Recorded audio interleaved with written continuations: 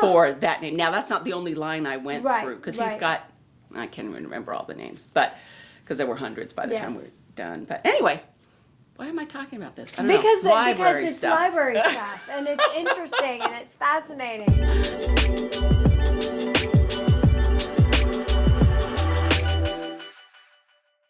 Welcome to Lifestyle Profiles. I'm Wendy McGowan Ellis, and today our guest is from the library. We have Shelley Holley, the library director of the Frisco Public Library. Shelley, thank you so much for being here with us today. Thank you for inviting me. Of course, we had to have you on. You're somewhat famous here in town. I mean, because the library is such an establishment, if you will, here in the city, and is one of our crown jewels, I know. So tell us your background. Let's get personal first, and then we'll talk about the librray. How did you get to Frisco? Okay, if you want to get really personal. Yeah. Yeah. You heard it here first.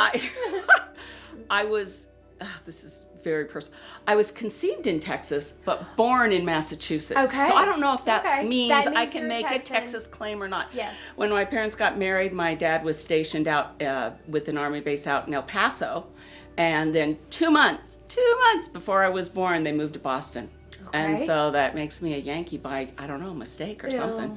How quickly did you get back to Texas? It took forever. I had to marry a Texan to get back to Texas. That's what it took. So in college, I met my husband, and he was from Texas.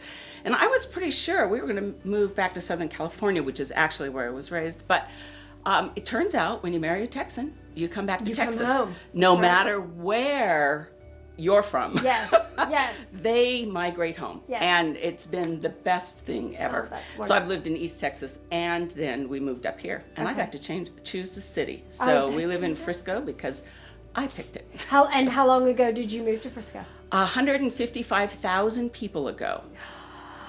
Oh my. Okay, so approximately 30,000 people. So 90s? 99. Okay. Yeah. It'll be 20 years in August. Okay. Well, congratulations. Thank That's you. wonderful. Okay, Longest place I've lived anywhere. well then, yay! Congratulations on that. So, how did you study to be a librarian? Has this been your lifelong career?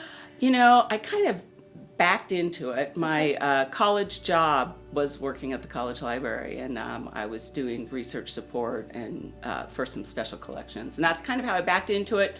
I thought I would be working in art museums, believe it or not. But after I married my husband and we moved all across the country, by the time it was time to go back to work, the library felt like the place to be.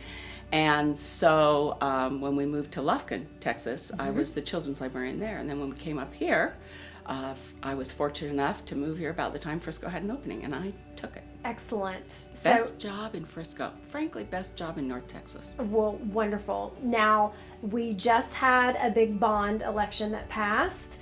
Tell us about the Library of the Future, because I've seen the renderings and the drawings.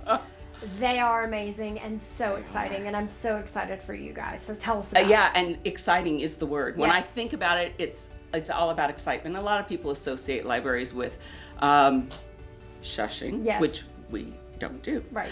And quiet, contemplative reading and that kind of stuff, which happens, but that's a very small percentage of all the things we do. And so as we've looked around at progressive libraries, at modern libraries, we have just kind of captured all the best of what we see and then gave it a Frisco twist. Okay. So we have a terrace planned. We have a quiet reading room because we want to respect our heritage as a library and what people want. Right. But we're seriously thinking about putting a dinosaur in there. We believe in active learning. The library's mission is to enrich lives Right. by inspiring intellect, curiosity, and imagination. And so we look at what things enrich lives, provide learning experiences, are inspiring, and we've realized that for children in particular, hands-on learning is the best kind. So, Ready to Read Railroad will Yes. move to the new library and hopefully expand into a whole village. We've got the dinosaur we want to bring in. We've got other active learning spaces where you get to read about it in a book and then you get to go experience it. Okay. And that's really what we want to be able Right. to do. We've got an innovation lab that will have some e-gaming components in it. It'll have AI components. It will have a maker space, and it supports entrepreneurs, students, and allows people to try out some of the newer technology and see how it applies in their lives. So it's a whole lot of what we have now, and then a little more. Okay, and tell us the location, because I think this is the best part, that y'all are not having to literally like break ground and dig dirt from scratch. Yeah, we are going to be moving to the Beale Aerospace Museum. I think it's great that we're turning a rocket factory into a library. Yes. And that space is probably the only space in Frisco that has a slab reinforced enough to support books. Yes. Because it had to support rockets Yes. before. We're right on the edge of Grand Park. Yes. We're right next to the Discovery Center with Traintopia and SciTech and the Video Game Museum and the Black Box Theater. And behind us is the Museum of the American Railroad. In front of us is a beautiful green space and a creek that takes you right on over to Grand Park. So I think if Jorge were alive today, he would think maybe we got there. Wonderful. Well, Shelley, what do you think, with all of this fantasticness going on, what are some of your biggest challenges as the director of the library? Stereotypes. Really? That's not the answer I expected at all. The Okay. biggest challenge is everyone walks around with an idea of what a library is in their head. And Right. it was from 6th grade, 3rd Yes. grade, high school, when the librarian was doing this all the time. And in fact, we're so far from that, we almost aren't related anymore. Right. And so when I go out and I talk to people about the library and what we do, they're convinced before I open my mouth that they know everything we do, because aren't we just a book warehouse with somebody who keeps everyone quiet?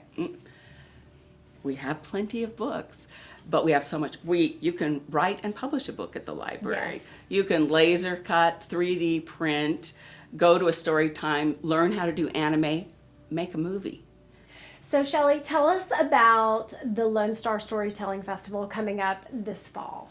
Okay, it's October 17th and 18th. So this year it's a Thursday and a Friday. We'll have a concert at the library and council chambers Thursday night and Friday night. We're bringing a couple of great storytellers, Lynn Ford, who's come before, and Bill Harley, who's a musical storyteller and actually the author of my granddaughter's favorite book. We'll have 10 youth storytellers, and auditions have already ended and coaching has begun. Okay. And it's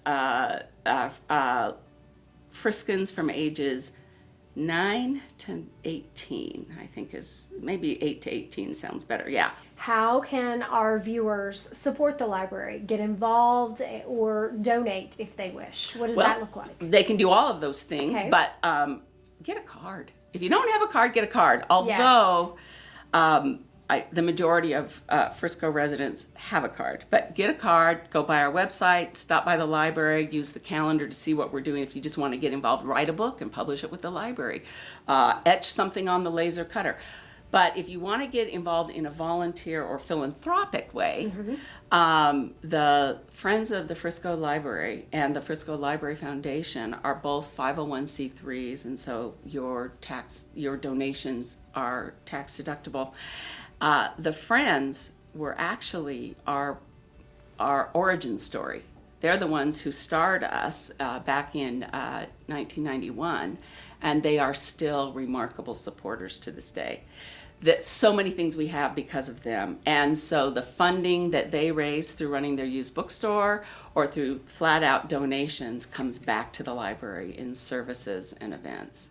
If you want to volunteer, we do take volunteers. You go through the city's volunteer process and just let them know you want to volunteer for the library. We have volunteers who help us get books back on the shelf. We have volunteers who help us with crowd management. We have volunteers who help us with teen events and youth events and all kinds of things. So there's lots to do if you want to do it.